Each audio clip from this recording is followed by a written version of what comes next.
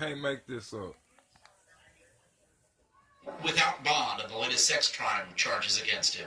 Good afternoon to you. Thank you for joining us. I'm Ben Bradley. And I'm Lourdes Duarte. Federal prosecutors called Kelly an extreme danger to the community as they argued successfully to keep him locked up. Let's go to WGN's Dana Rebick. She's live at the Dirksen Federal Building, where the singer's attorneys just spoke with reporters. Dana?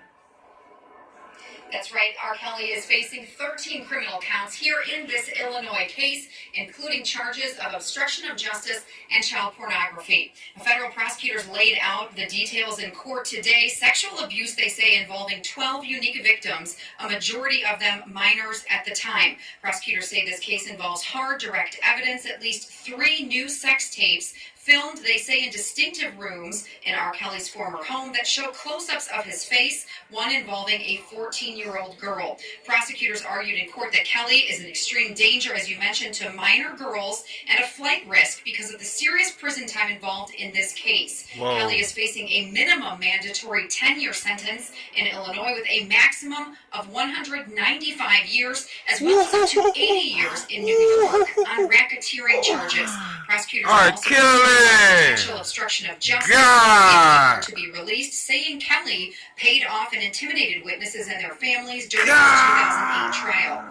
2 women who say they are Kelly's girlfriends did show up in court today, sitting in the front row of the courtroom to support him. They did not speak afterwards. Now, Steve Greenberg, Kelly's attorney, tried to argue that his client is not a flight risk, that he turned in his passport and does not have the financial means to travel. He said Kelly has always showed up to his court dates on time, and that the only reason why they was there is for their investment. These allegations date back check it on their investor. decades.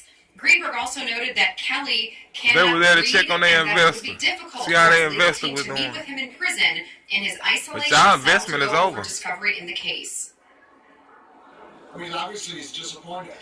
You know, he's in 24-hour-a-day solitary confinement. Essentially, it's the hole, because that's the safest place for them to house him.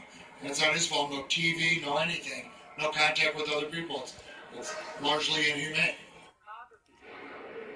Now, as far as the New York charges, Kelly is accused of being the leader of a criminal enterprise directing his underage girls for illegal sexual contact. Golly. They say happened over state lines, then isolating and threatening these young girls. Ultimately, the judge sided with the prosecution today, calling these, again, extremely serious charges, and Kelly has pled not guilty on all counts. Now, the next court date for Kelly here in Chicago is September 4th at 9 a.m., but what's still uncertain and up in the air is whether he will have to be extradited to New York to be arraigned on the charges there.